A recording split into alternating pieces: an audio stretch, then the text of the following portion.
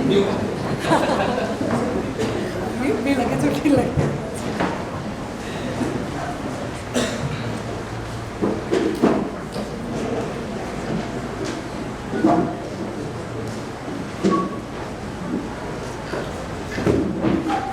नमस्कार, मी अधिवक्ता आकाश किशोर कुमार कोटेचा आवीच्या वतीने आजच्या या व्याख्यानाला आपले सर्वांचे स्वागत.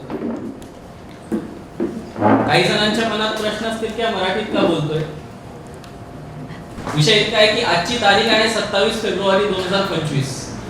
आजचा दिवस हा मराठी भाषा गौरव दिवस म्हणून ओळखला जातो. कवी विष्णू वामन शिरवाडकर उर्फ कुसुमाग्रज यांच्या जयंती निमित्त आजचा दिवस हा मराठी भाषा गौरव दिवस म्हणून ओळखला जातो आणि त्या निमित्ताने आजचा कार्यक्रम हा मराठीत संचलित करावा यासाठी आम्ही प्रयत्न करतोय आणि मराठी भाषेचा गौरव करायचा थोडासा प्रयत्न करतोय. चला तर मग सुरू करूया आजच्या या कार्यक्रमाला. कार्यक्रमाची सुरुवात नेहमीप्रमाणे स्वागत आणि सत्काराने आपण करूया. तत्पूर्वी आपले सर्वांचे लाडके अध्यक्ष प्रशांत वेळेकर सर आज काही वैयक्तिक अडचणीमुळे या कार्यक्रमाला उपलब्ध राहू शकले नाही, त्यामुळे आजच्या कार्यक्रमाचे अध्यक्षस्थान अधिवक्ता प्राची ताटके मॅडम करतील. सर्वप्रथम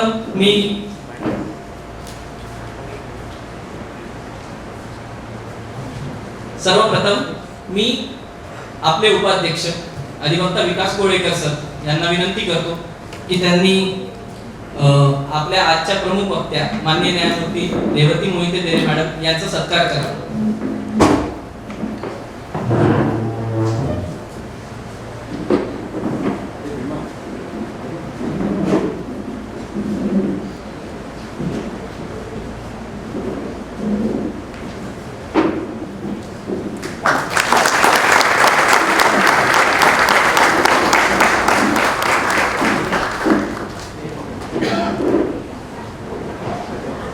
बार असोसिएशन म्हणून काम करत असताना आपल्याला सर्वांची खूप मदत होते. अशा बऱ्याच अधिकाऱ्यांपैकी आपले 2 अधिकारी पीडब्ल्यूडी विभागाचे 2 अधिकारी आपल्यामध्ये उपस्थित आहेत, तर त्यांचाही सत्कार करावा अशी असोसिएशनची इच्छा होती. कारण नवीन बार जे 15A आहे त्याच्या रिनोव्हेशनसाठी आपल्याला बऱ्यापैकी तात्काळ पद्धतीने त्यांनी मदत केली असे 2 अधिकारी आपल्यामध्ये आहेत. तर मी आपले सहसचिव विक्रम मालावकर सर यांना विनंती करतो की त्यांनी संजय गरज सर जे डेप्युटी इंजिनियर आहेत यांचा सत्कार करावा.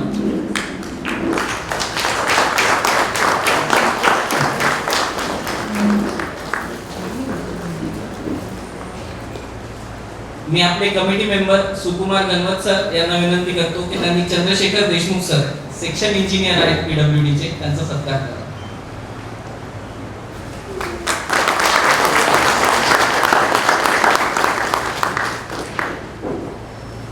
त्याचबरोबर आपले आजचे व्याख्यान ऐकण्यासाठी माननीय न्यायमूर्ती गोखले मॅडम सुद्धा आपल्या उपस्थित आहेत, त्यांचेही मी मनपूर्वक स्वागत करतो. आता आणि योगिता मॅडम यांना मी विनंती करतो की मॅडम गोखले मॅमचा सुद्धा सत्कार पुष्पगुच्छ देऊन सत्कार करा.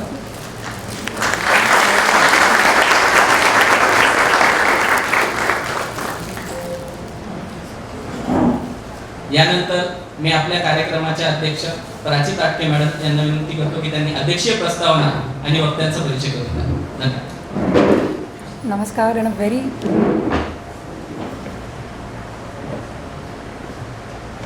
Namaskar, Honorable Justice Dere, Honorable Justice Gokhale, my seniors, colleagues and friends.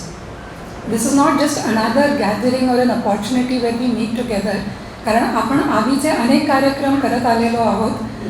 आज आपल्याकडे पीडब्ल्यूडीचे पण लोक आले ज्यांनी प्रत्येक वेळेला आताच नवीन बार रूममध्ये नवीन टॉयलेट वगैरे करण्यात त्यांनी आपल्याला खूप मदत केलेली आहे आणि अशा प्रत्येक छोट्या गोष्टींमध्ये त्यांचा आपल्याला कायम सपोर्ट मिळालेला आहे. But this is not another gathering because this is something special. We are here trying to give the best of our ladyships insight into practice. Practice, according to me, is the best school for practice is practice itself. We are also coming up with other programs in the upcoming week, which is the annual day on 7th of March. We will be celebrating the World Ear Day. So we are also planning something on that occasion for all our members. Besides that, there will be a few more programs before our summer vacation starts. But today, it is only for the reason that the juniors at the bar need to continue and improve, because they say learning and growth starts at birth and ends with your death. And there is no other way that for my personal experience is, practice comes only from whatever you learn from your seniors, your colleagues, and what is the knowledge imparted by the senior counsels in court. We are truly honored today for the presence of our ladyship, and she needs no introduction, and I'm not going to speak a lot on that. But it's been her vast judicial experience as well as her commitment to justice that has given us so much of inspiration to call her here, and we are really privileged to have her with us today. Undoubtedly, this will shape the perspective of many young lawyers and many lawyers to be also. It's a long journey which starts probably even before you start with your law schools. And many of the students I see, they come to court, and there cannot be a better school than your court itself. While knowledge is essential, the ethics and the discipline and the professional integrity that distinguish the character of a lawyer and the exceptional qualities that a lawyer can bring forth in his arguments. These arguments are a day-to-day thing. We are developing our vocabulary and our skill of practice on a day-to-day basis. So that will be possible only when each one of us are really willing to do that. For young lawyers, this is a journey filled with challenges. There could be long hours, demanding cases, and the constant need to improve ourselves. But it is also a path for immense fulfillment, because ultimately at the bottom of our heart, we know why we are into practice and not taken up a job somewhere else. It is in these moments of uncertainty in our practice or our professional practice that we choose and find ourselves this path into a complete practice in a, what can I say, it's a big world out there, and it is for us to know how open we can be to it. This evening we have a rare privilege of hearing our ladyship, who has not only decided multiple criminal and civil cases and decided critical legal issues, but also set a very, very high standard and example of judicial excellence. I urge all young practitioners to absorb that wisdom and share with your friends and colleagues. What we bring here today is not something that will end here and needs to be carried forward. On behalf of AAWI, I extend my heartfelt gratitude to our ladyship for taking time to address us today. I also thank each one of you for this reaffirming collective commitment to come for Ravi programs and uphold the finest traditions of the bar. Let us make the most of this session, learn from the insights shared by my lady, and it's something that we build for ourselves, something that we will decide for ourselves. May I request your ladyship to kindly take over.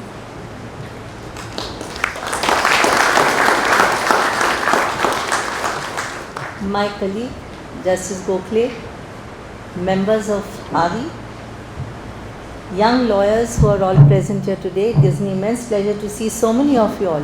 Some of you have appeared, some have been my past interns, so it's really a pleasure. And of course, most important, it's always a pleasure to come back to this 36 library, which has been where I started my practice. Of course, I sat on the original side and I practiced, but on the appellate side, but it was always a pleasure. I would come very often to brief senior lawyers. So it's always a pleasure to come back here, and thank you for giving me this opportunity. Well, I don't know why I am being chosen to speak on this topic. It's a very ticklish topic, which I think we keep on day in and day out correcting lawyers how to conduct themselves, how to behave, how to draft. And I think that is probably the reason that I've been asked to speak on this topic. That's what my guess is. And of course, I'm very happy to speak because I feel very strongly about certain things about the professionalism of this profession, how lawyers conduct themselves, and I feel strongly for this institution, and I think therefore I readily agreed when Mr. Sabrat came to invite me to speak on this topic.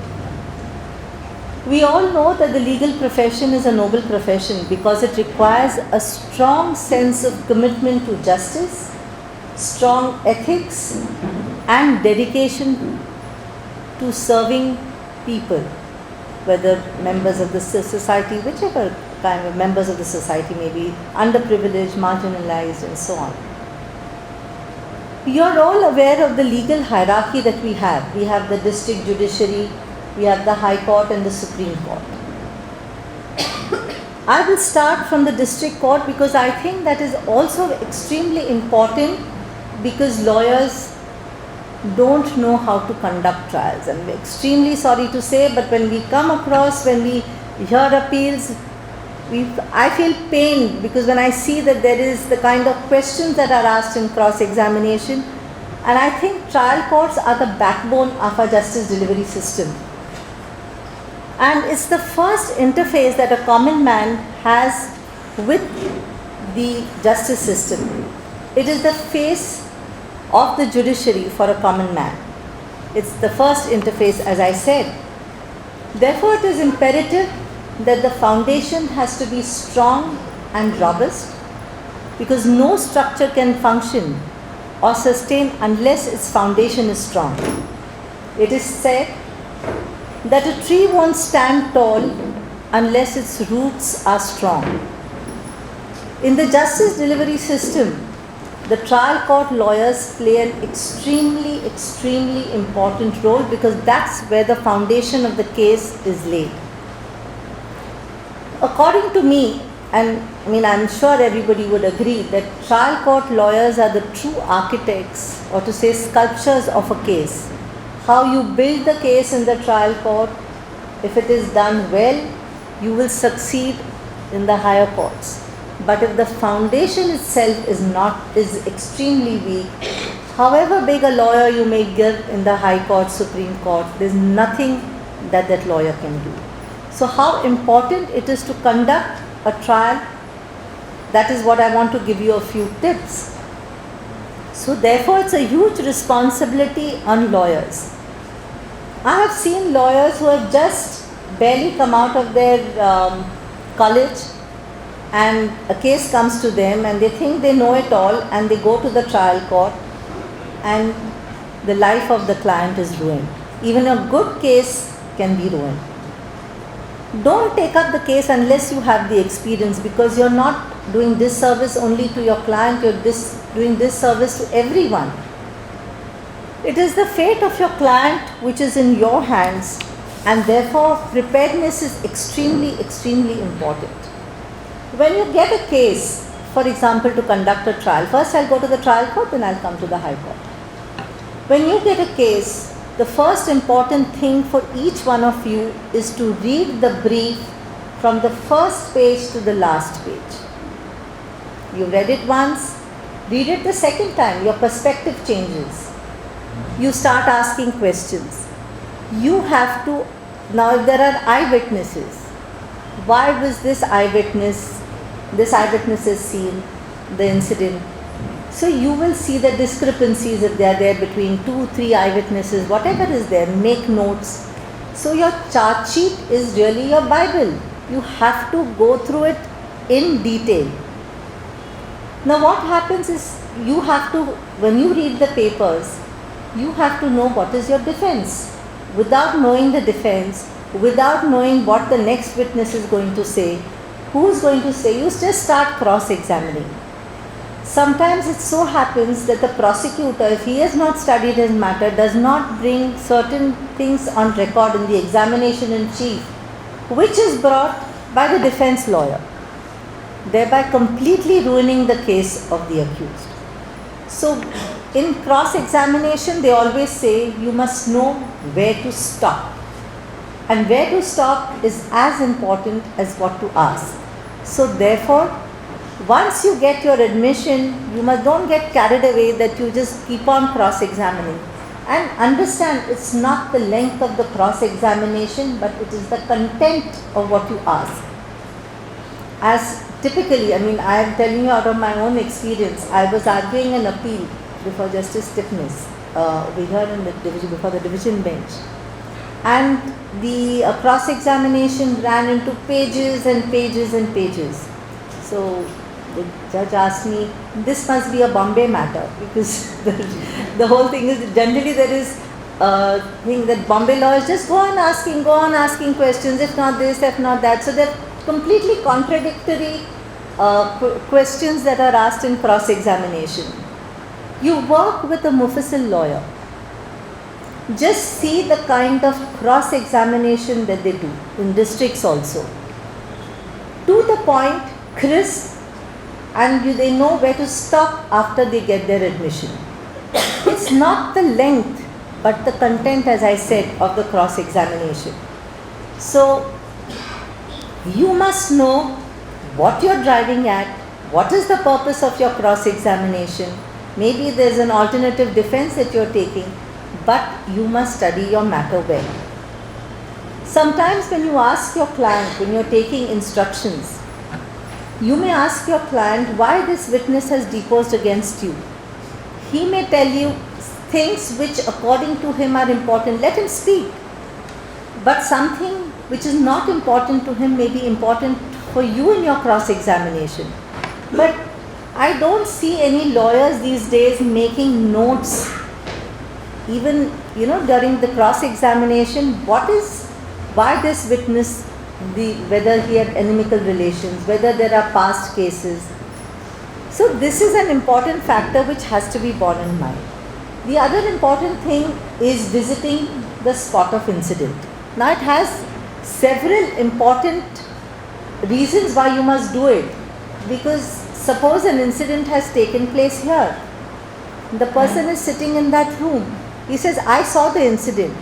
But unless you see the spot of incident, you will not know what kind of cross-examination questions to put. Whether he could have seen it, what was the distance. This practice has completely stopped, as I see. You must visit the spot to know whether this eyewitness could have seen from that spot. Only when you are clear in your mind how many houses are away, whether there is a pillar, whether there is a tree, whether he could have seen, only then you can cross-examine effectively.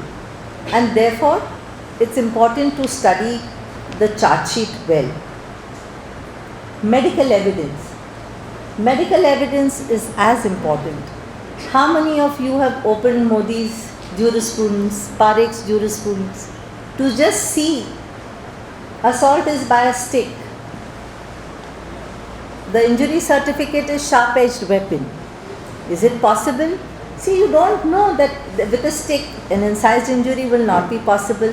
So this you will know only when you open the book, and you will know what kind of questions to ask. And even it is for your own knowledge and benefit that you must know forensic science. Whether now today forensic science is CDRs, it is DNA reports, it is ballistic report.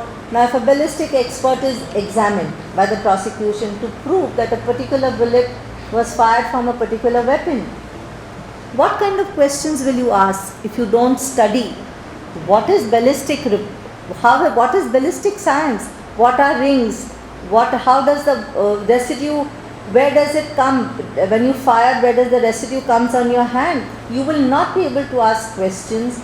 You will not be able to argue a matter unless you know. So therefore, whenever you get a brief, make sure if it is firing, then these are the questions that you must ask yourself, and you must look into these books.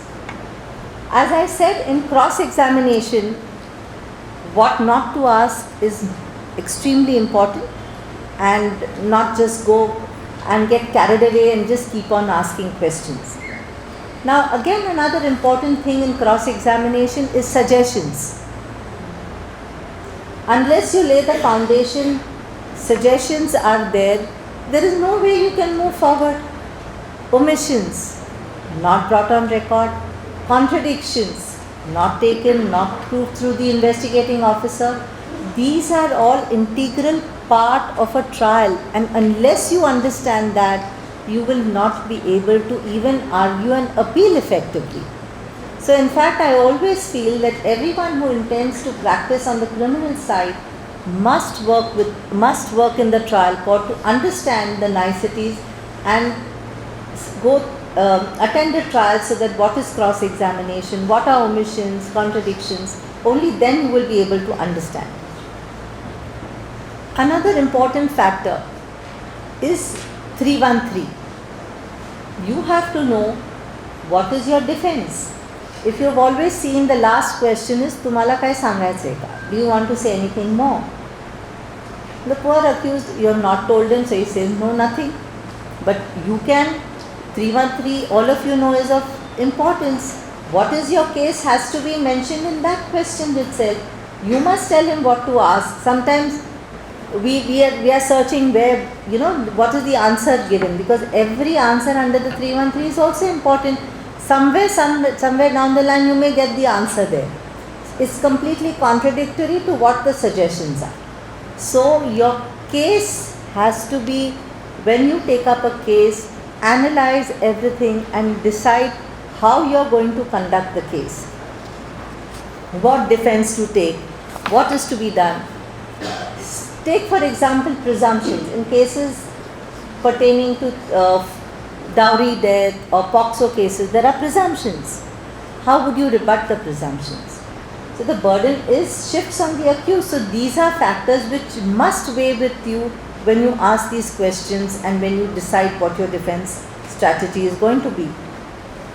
In fact, even if you don't practice, if you don't find a senior, when a good trial is going on, go sit in the trial court. Absorb what is happening, why this question is put, why, what is the strategy. Follow that case from A to B. I recollect as students, whenever there was a great trial going on anywhere, so many students would just out of curiosity, interest, just go and listen to a trial, because there's so much that you learn from seniors. So now, when we tell the lawyers, look at the Roznama, some of them when it comes in appeal, you don't even know what the term Roznama means. Does it? I'm sure some of you must be knowing, but you don't even know the term. What is a Roznama meant for? Why should it be looked into? Only when judges ask, lawyers will say, yes, we know, we will look into it, and then go and ask. Roznama is a diary of the daily proceedings what are entered into. So if you say something has not happened, it is whether the Roznama will reflect whether it has happened or not. So you must know what is a Roznama and check the Roznama. So this is as far as trial court is concerned. Now coming to the High Court. First and foremost, that's my opinion, always work with a senior. The 5-year law course is meant to be an intensive course, of course with more subjects, moot courts. But everybody, when you step out, it's nothing like I know it all. You are a student, you are going to continue to be a student, and unless you accept that, even today I consider myself to be a student, learning from everyone, all of you, learning from lawyers, different propositions. It's you who build the law and sort of interpret sections and help us in interpreting sections. So therefore, it's good to work with a senior to understand how the senior conducts himself, what are etiquettes, and so on. Now when we see lawyers, the hurry is to get into the gown and start earning money. That should not be. Remember, this is a noble profession. You have to keep the nobility of this profession intact. We see lawyers, sorry to say, but we even have to tell them that they are not in the proper attire.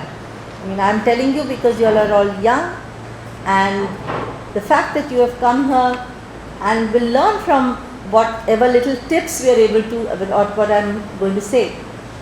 Even the attire has to be proper. Bar Council has prescribed rules for the ladies and for the gents, and everybody has to be in their attire. We have to tell, all right, we don't want to say anything to anyone in the open court to cause any embarrassment, but then we tell our Shirista, please tell them proper attire and then mention again. We'll keep it back for 15 minutes, 20 minutes. So you don't know, but we have done it. So proper attire is the first thing. Second is, before appearing before any court, two things which are very important is you have to know the judge. What happens before our court may not happen before the other court. Every court has his or her own style of asking questions, own way of deciding the matter, own way of, different questions. So therefore, if you have to appear before any court, go at least twice to that courtroom, sit, observe the judge, what the judge does not like, what the judge likes. So you're prepared and you don't fall into the wrong trap. So, and not that we like to reprimand anybody, but these are just some few suggestions that I feel are important. So if you have to appear before an ex-judge, go and sit before that ex. Don't think all are the same. So understand what kind of questions do they allow you, how much they allow you to speak, where to start, what to say. So that is one thing. And second is, when you have the brief, you have to know the brief at least 50% of what the matter is about. Open the brief, see the prayer clause first, what it is the petition for. You are sitting there, you come and mention the matter and say, my senior wants an adjournment. But you are there for 15 minutes, read the matter. We'll give you an order in your favor if the matter merits it. If you must just say, argue. Young lawyers come before us with appeal against conviction, delay condonation applications. Now, is it rocket science to read a conviction judgment? Appeal is a statutory appeal. It has to be admitted as a matter of right. Delay, we condoned as a matter of right because we talk about access to justice. It is through Legal Services Authority. Can you not even take this opportunity to read that application? How many days delay? What is the appeal for? Conviction is for what? Standard questions are asked. What is the conviction? Are there eyewitnesses? Is it a case relating to circumstantial evidence? These are just small questions that are, asked, but you take this opportunity, and that is when your confidence will build up that yes, I appeared and I got an order. We try and encourage you, but we see that, all right, keep back, pass over. For what? So know the brief. Now, what is also important is when you're mentioning the skill of a lawyer. You're a lawyer, you have to be articulate, you have to be precise, you have to be concise. That is what lawyers are meant for. In that few seconds that you have to mention, you must know what is the urgency for mentioning that matter. That is the key. Now, if you start telling criminal application number 520, we are not concerned about the number. We are concerned what is the urgency. So you have to tell us the urgency in a few seconds. You made it or you've lost the time. So that is how you must know how to mention. So for that you have to read the papers. Now, when you're arguing a brief or you draft a petition, first and foremost you must know what are you filing the petition for. What is the relief that you're seeking? So first you must keep that in mind. Now we come across every time transfer the investigation of the case to CBI. Which CR, which police station, register an FIR on the basis of the petitioner's complaint, dated what? There has to be something. In good old days, if you see the previous orders, the order would only say allowed in terms of prayer clause A. All the seniors who are there will be aware. Allowed in terms of prayer clause A. Now, if we were to allow yours in terms of prayer clause A, there is nothing. Where does the matter go? Where it goes? So understand what you are supposed to. First is the most important part is the prayer clause. So it has to be crisp. It has to be to the point. Sometimes we see that the prayers are like grounds. Prayers can't be like grounds. They are prayers. Grounds are grounds. Prayers are prayers. The other day we had a matter, and when you file a petition, be mindful that a client comes to you and says file a petition. He does not know the law, he or she, but you certainly know, and you know where you stand in the court of law. It is your responsibility of giving the correct advice to the litigant. The other day we had a petition which said declare the recovery under section 27 null and void. Now what kind of a petition is this? Declare a section 27 recovery null and void and writ jurisdiction under 226. Now does this mean when you advise your clients, you being lawyers should know where and to what limit and what kind of petitions can be filed?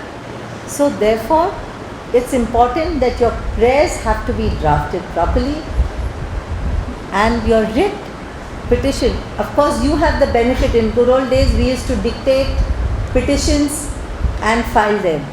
You have the benefit of everything on the computer. Sometimes we see that bail applications in the same CR, cut, copy, paste. At least apply your mind when you do that. Read the second petition. The same mistakes, at least the role will be different. How much as judges we try to still overlook that and look beyond we look to your clients who have approached us for justice. So therefore sometimes we tell ourselves, alright, forget. My colleague coming from the original side, she was sitting for a couple of sittings, said, look at this prayer. I said, this is appellate side. So overlook it. We should see beyond that. So we see beyond that, and only to ensure that justice is done. So I said, don't bother, don't look that. We have to understand what they really want. And we look beyond that and we grant the prayer. We modulate, we reframe your prayers, and we ultimately, because we don't want injustice to be done to your client. But the credit doesn't go to you, certainly. So be mindful of what you do, because your clients are there. We don't want to pull up anybody in the presence of their clients. So be mindful of how you draft. Again, one very important factor is when you argue, never raise your voice. You can be just straight, plain, simple, and yet get an order without raising your voice. Raising your voice to browbeat your opponent, your prosecutor, or anybody. It is just not happening. You have a good case, you will get an order on merits, but raising your voice is something which I don't think any court would appreciate.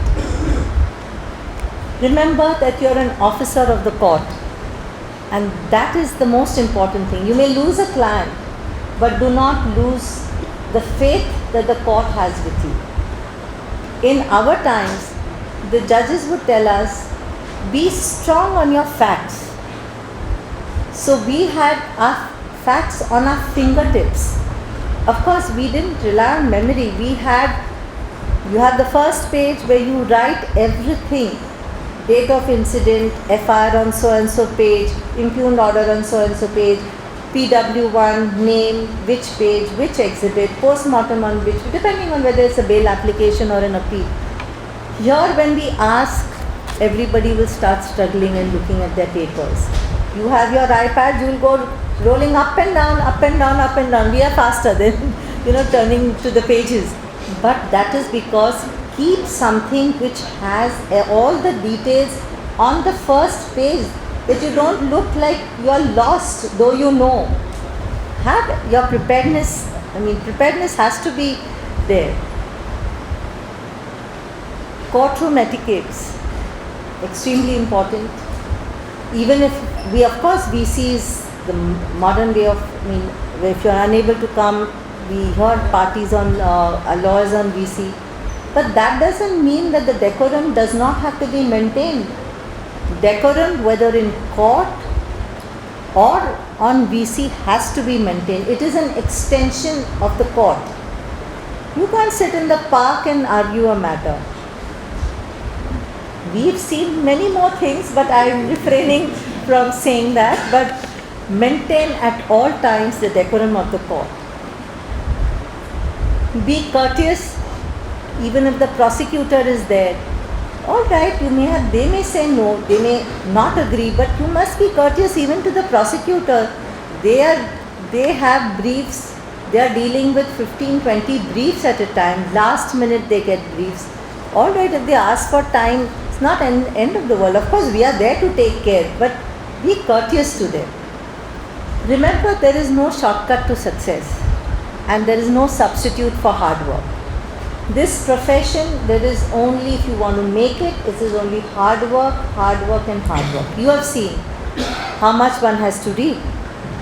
You have to be a student all your life. The minute you stop studying and you feel you know it all, you just stop growing. The other important thing is, as I already said, that an officer of the court never lose being an officer of the court. Once the court has an impression that you are not being, you suppress something, the judge will always be very cautious, and when you come will continue. We should have blind faith in you. The minute you say something, we should be able to start dictating the order. That is the kind of faith you have to restore again in this system which was there at one point of time. Lawyers would say, and not one judge would say that this would not be correct, or it's not, wouldn't, you know what, that is the kind of credibility that the lawyers instilled at one point of time. Remember that the efficacy of the rule of law depends to a great extent on the integrity of lawyers, who are the critical link between the citizens and the justice delivery system. It is important for y'all to be a socially sensitive lawyer, a lawyer with a conscience, a lawyer for whom justice delayed is not a commercial opportunity, but a blemish on one's profession of which you are an integral part. We see a lot of lady lawyers in this profession. Of course, they have to manage both home and the profession. We accommodate, but we expect ladies to also be, no excuse, to be prepared at all times. You can work from home, appear through VC, but preparedness is something which is non-negotiable. A good lawyer, of course, as all of you know, is one who is hardworking, industrious, who has the ability to think out of the box also. You can think something different, interpret any provision differently. So you must have the ability to think, and this is what the legal profession gives to you. You have to be precise, articulate, and it has to be tempered with moderation. You have to know where your case is. Whether in every matter, naturally you're not going to get an order. It depends on case to case. You must know where to draw the line. And of course, in today's day and age, humility is a very, very important factor which we don't see. You may win laurels, you may excel in several fields, but if you are not humble and there is no humility, success has no meaning.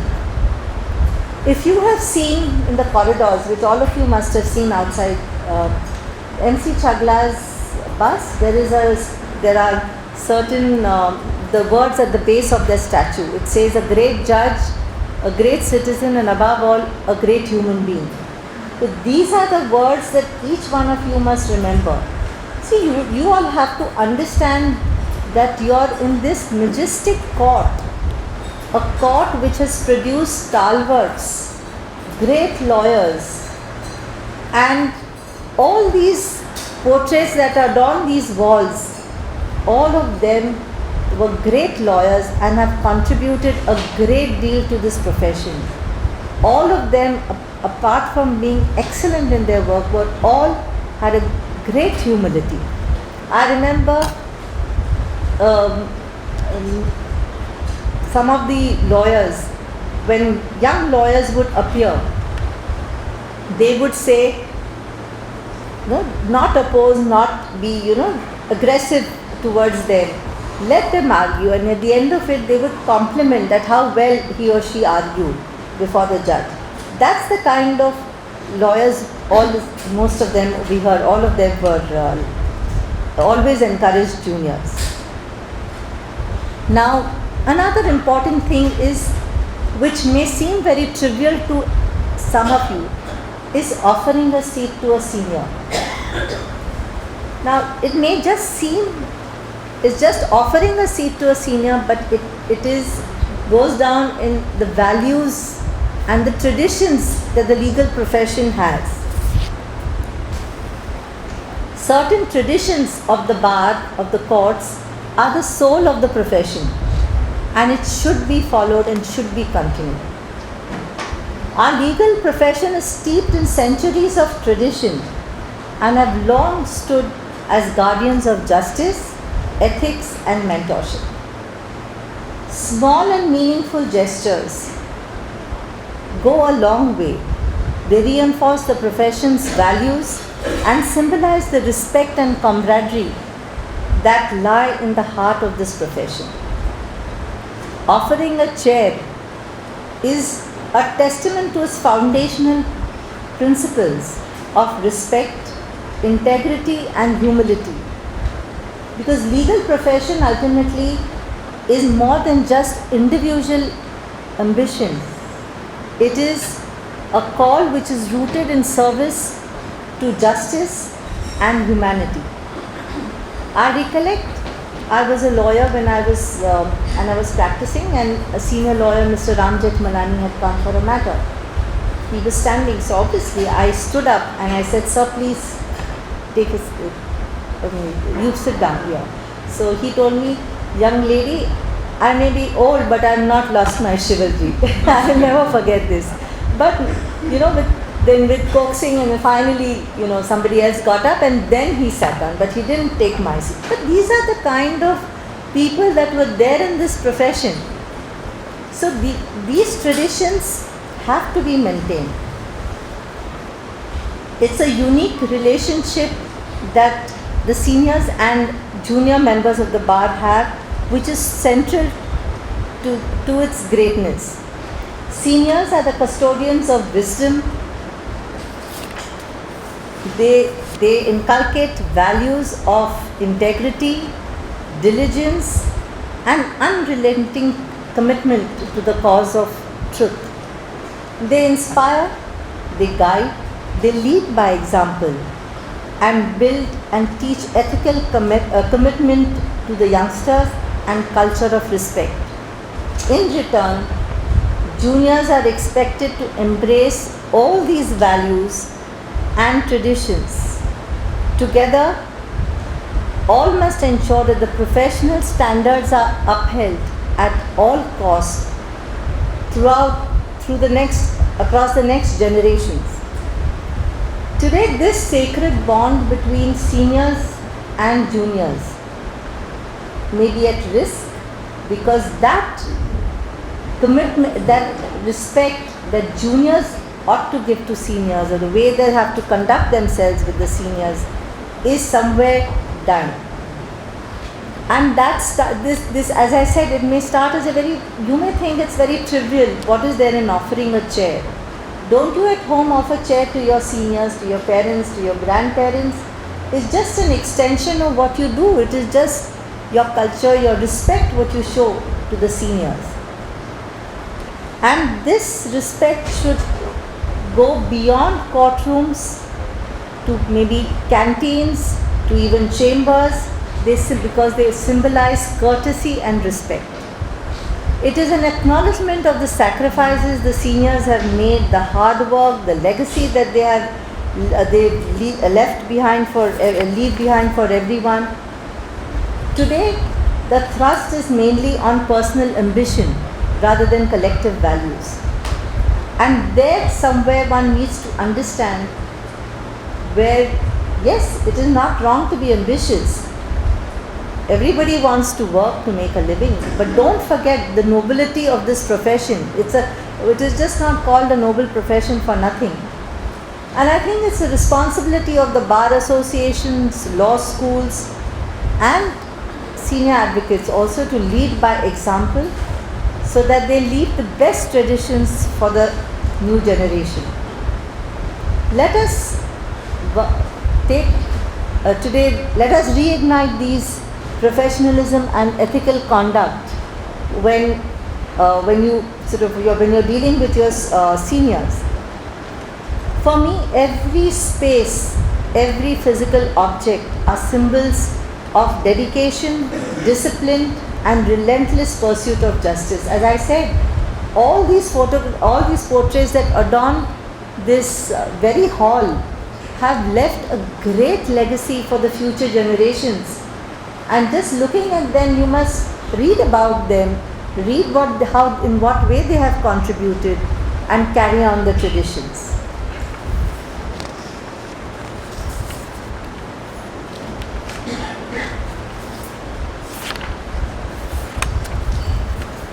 These traditions, which are there apart from what I just told you, are nothing but encapsulates the dignity and nobility of this legal profession.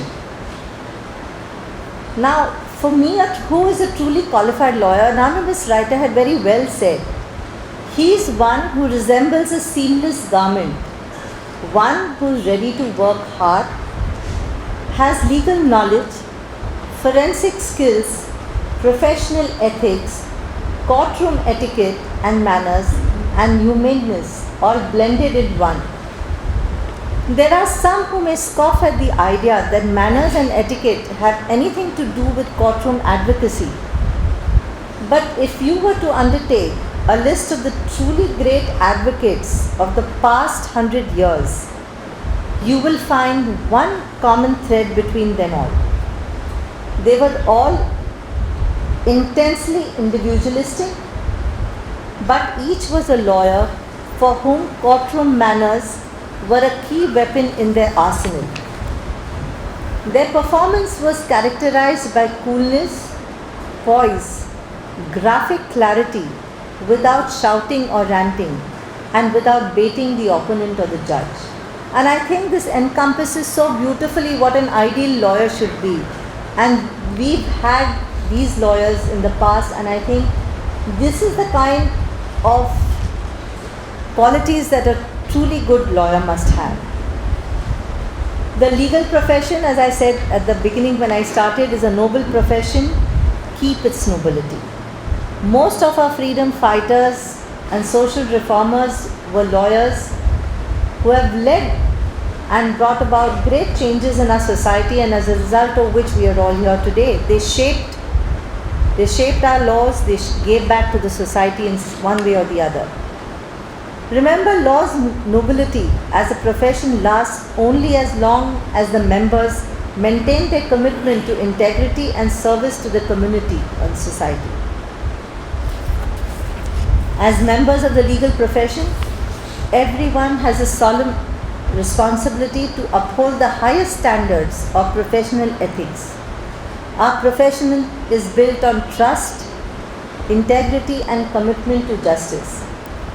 As lawyers, it is your duty to act with competence and diligence. Competency by giving being studious, giving the right advice to your clients. One thing that before I had forgotten to tell, that when you argue your matters, we see a lot of slang language being used. Continuously, yeah. I mean, we don't understand. You are in a formal court of law. The other day we reprimanded somebody. responded with a yeah. And again we corrected her, again she responded with the same. So remember that you're in a court of law. These slang words are not to be used. So be mindful of it. You have to give your clients correct advice and ensure to keep the nobility of this profession intact. All of you budding lawyers are the future of tomorrow. You must endeavor to give back to the society. You must resolve in your little which ways to give back to the society. As recently the Chief Justice of India, Justice Khanna, said, one for the kitchen and one for your soul. So I think this talks about what the nobility of our profession is. Not everything is money, money, money. Money comes. But also work for the poor and for the marginalized. Do legal aid, fight for the cause of justice, and undertake your social responsibility to, because this ultimately the profession is a noble profession. And of course, to conclude, so I just don't want to tell you that you must only work hard, hard and hard. There is a saying, all work and no play makes Jack a dull boy. So we also want you to simultaneously, I mean, of course you should have some hobby, some creative hobby. These days I've seen cricket, inter-cricket between the firms, between different bars, even in district level, and it's good to see that all of you are so involved and committed to whether it's cricket, football or any other game. Of course you must play a game, but don't let this nobility of this profession, remember it's a noble profession and you must live it up to the end. Thank you for inviting me. Thank you.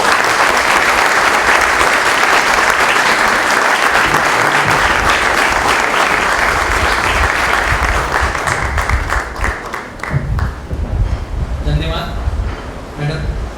आपल्या व्यवसायाच्या अनेक पैलूंची ओळख आणि त्यासोबतच informally वागावं आणि बोलावं कसं याची सुद्धा आपल्याला एक ओळख करून मॅडम आपल्याला दिलेली आहे. यानंतर मी कार्यक्रमाच्या समारोपाकडे येतो आणि अधिवक्ता विक्रम बालावलकर सर यांना विनंती करतो की त्यांनी आभार प्रदर्शन करावं.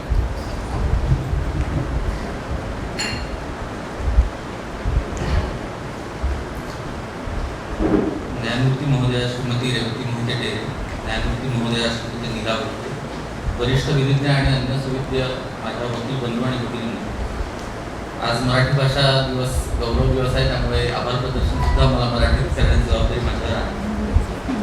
आता आकाशने सांगितल्याप्रमाणे कसं वागावं आणि कसं बोलावं हे सांगितलं, पण त्याचबरोबर कसं वागू नये आणि कसं बोलू नये हे सुद्धा आपल्याला आजच्या व्याख्यानामध्ये सांगितलेले आहे.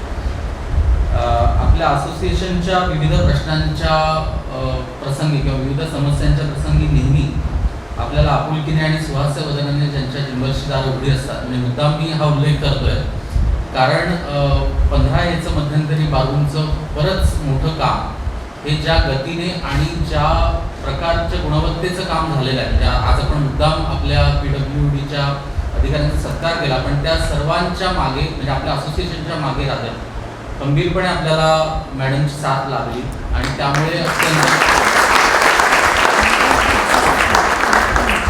कमी वेळामध्ये आपण उच्च गुणवत्तेचं काम त्या ठिकाणी पूर्ण केलं.